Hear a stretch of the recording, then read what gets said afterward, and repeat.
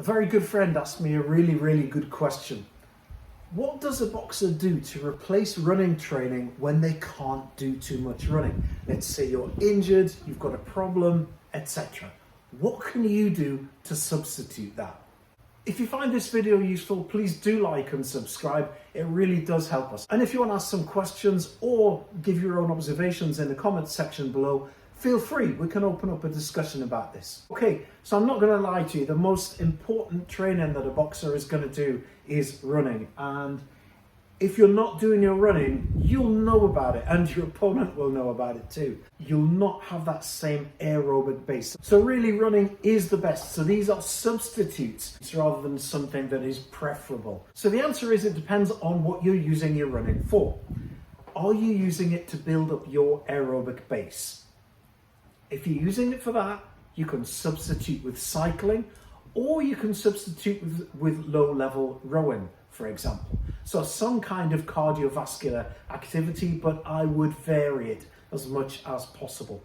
I would prefer you to run on grass than on a track, say, for example, if you have a problem with impact. So choose your surface carefully. That's important.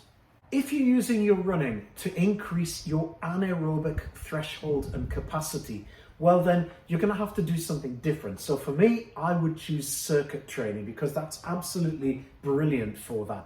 And it's going to increase your anaerobic threshold well. Another alternative to this could be that you do intervals on the rower, something that's a whole body exercise, very intensive.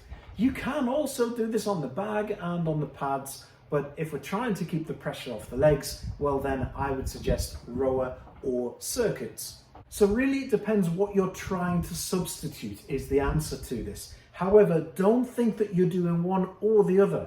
The body requires both stimuli, so you do need to maintain your aerobic base and your aerobic capacity. So for that, you're going to need to do the things like cycling or low-level activity. Certainly you need to be pushing yourself to the point where you are just able to talk like this, and that's a good indicator that you're at approximately 70% of your maximum heart rate. You also need the stimulus of increasing your anaerobic threshold and doing anaerobic work. So you'll need to mix that up with circuit training, with intervals on the rower, or whichever piece of cardiovascular activity you can do. The one thing you can't really substitute in terms of running is sprints. Obviously, it's better to do sprints on a track. It's a good hard surface. It increases limb stiffness.